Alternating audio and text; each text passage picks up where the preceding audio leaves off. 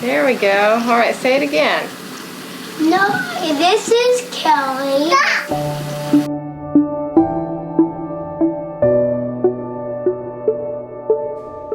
Hi, my name is Kelli Ogboke, and I am an interior designer and product designer. I've been an interior designer for 15 plus years. I've always wanted to be in interior design, architecture, and even product design. I mean, growing up, I was obsessed with making things, crafting, things like that, and I would sketch floor plans in math class. And I also was really fascinated with how things were made. So I'd see like a kitchen spatula in the kitchen and be like, well, who gets to decide that it's this color? And who gets to decide that it's this long? And why can't I do that? And sketching up my own spatula design or my own lighting design or my own chair design. There was kind of a running joke in my family that if you were looking for tape or scissors, you needed to look under my bed. And it was. I would stuff all of my construction paper, tape, and scissors under the bed. Everything was under there. And then I could easily just get it, make my things, and stuff it back under there. I was born and raised in Florida, and so I went to the University of Florida for my bachelor's in interior design. There was a pretty heavy architecture focus there, which I really enjoyed. My senior year, went to Italy in a study abroad program, studying architecture in Vicenza. And I stumbled across an exhibition with Patricia Urquoila. She had taken this whole room and she had, her product design and her lighting and her furniture. I must have spent hours in there just kind of wandering through it and soaking it all in. Here's a woman doing everything I want to do. I asked someone, I'm like, how do I do this? How do I do what she's doing?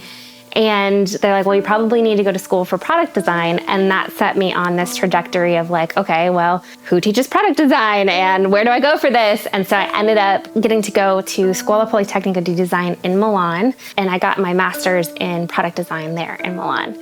I just want us to kind of like dive into, where Cokobo has been, where Cokobo is now, and what's the inspiration behind the whole thing. Like, tell me about Cokobo. A little over 10 years ago, I had this dream of a design company and having my own product line. And I could see it, so clearly. Art, furniture, lighting, decor. I was living in London at the time. My husband and I had just met.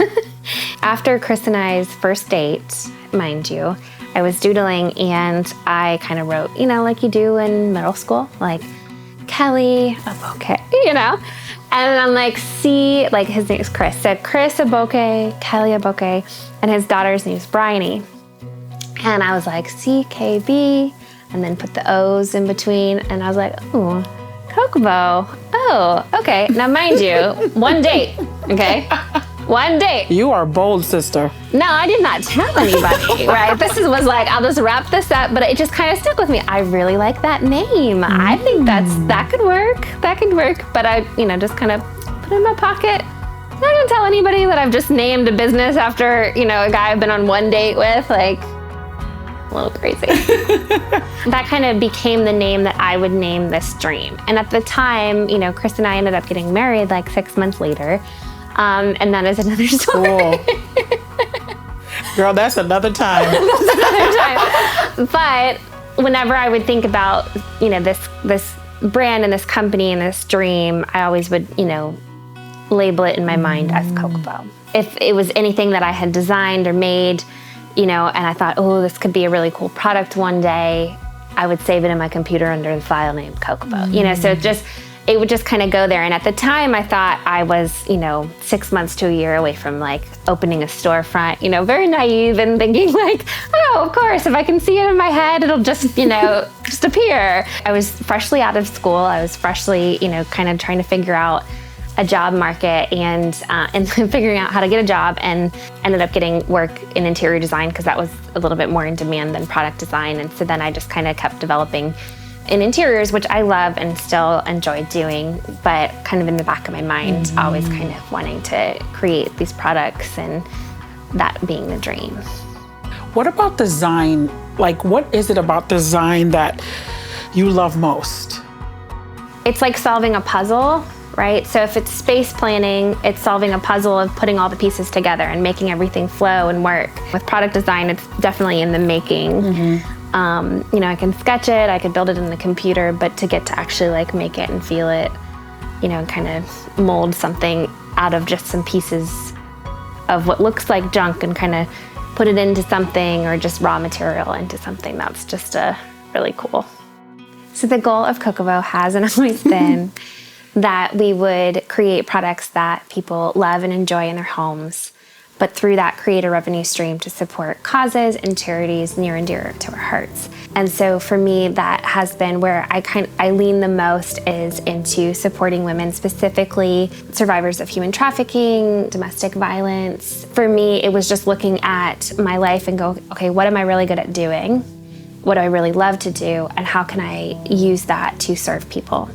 And so I'm really excited about being able to serve people and creating beautiful things for their homes, and then also being able to serve people I may never see and know personally, but be able to pour that and circle it all around. So over the last 10 years, I have started several times to try, thinking this is my year, I'm going for it. I'm gonna start Cokobo this year, and I'll come up with a logo, and I might start a blog and I do all these things, and I would start to create some products, and for whatever reason, things just kind of wouldn't happen. They wouldn't work out. I'd get really frustrated, I'd quit, or get some feedback that would just crush me, and I would stop it. And over the years, I'd try again, and each time I had a new logo and a new vision for what Cokobo was going to be. For whatever reason, it just wouldn't work out. And the last time, I kind of picked it back up, was a couple years ago, and I had sat down and I started, kind of sketching out some products and some ideas that I was, kind of dreaming of, and realized that everything I was sketching was a baby product. And I was not a mom yet at that point, and I had this, picture in my head, and I was like, Cokobo baby. I was like, this is it. This is gonna be my thing. I'm gonna design baby products, and this is all my dreams are coming true. And so started out on that, started building some prototypes, and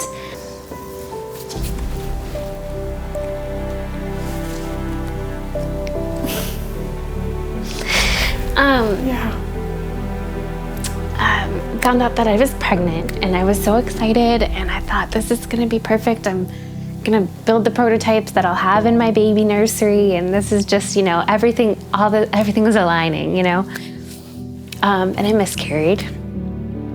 And it was really hard, but I thought, okay, everything's gonna be okay, I'll just keep going. But I could definitely feel this story I was starting to write in my head of like, what if I can't get pregnant again, whatever. And kept going, still building some products here and there, meanwhile still doing interior design and other things, so just kind of filling it in where I could.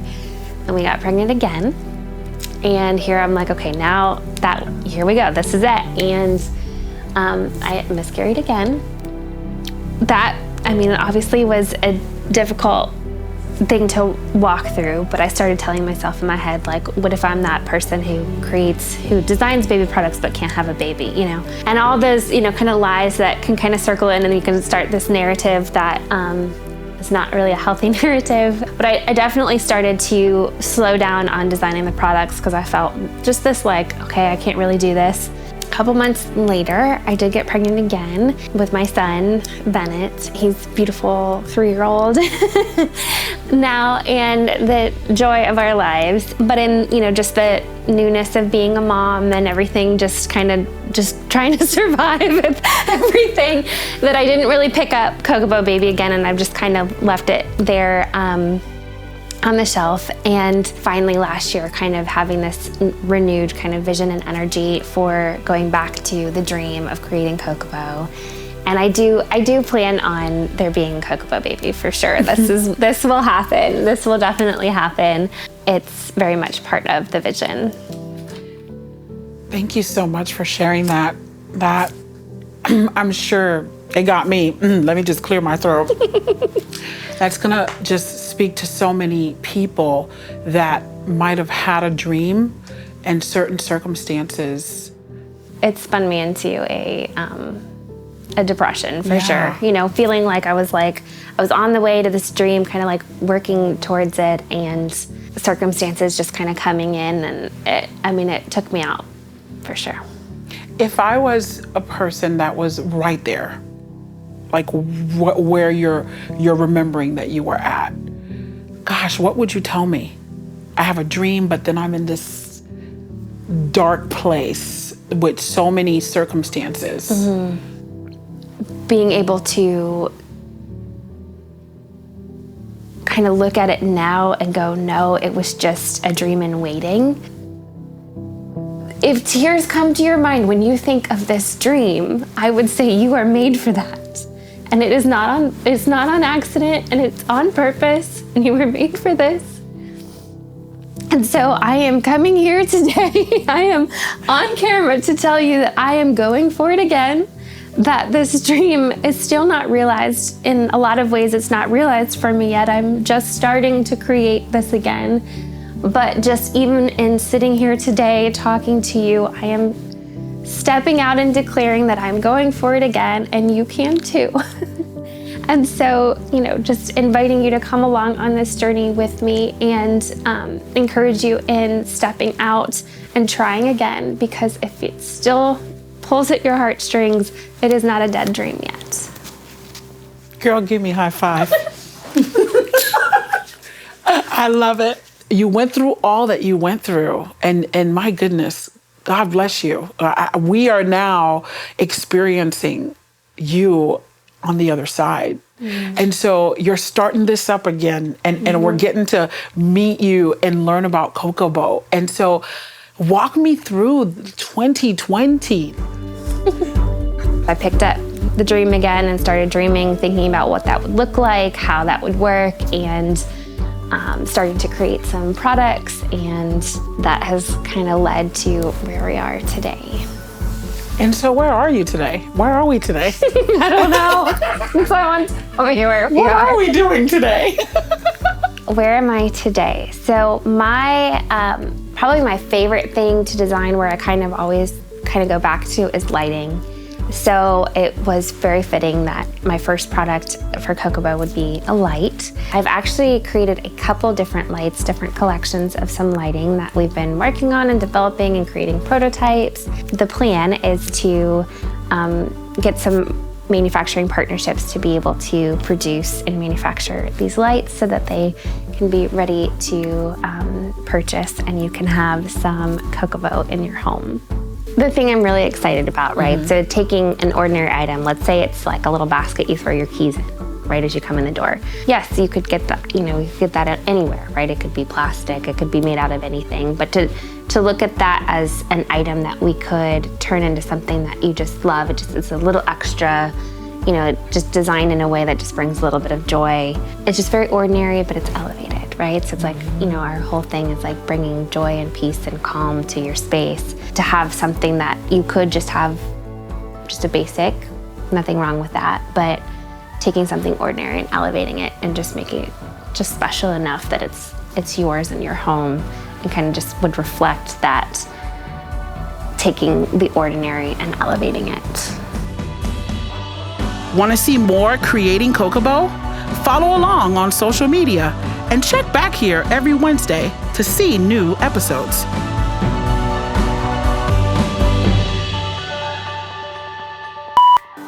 You have a friend over there.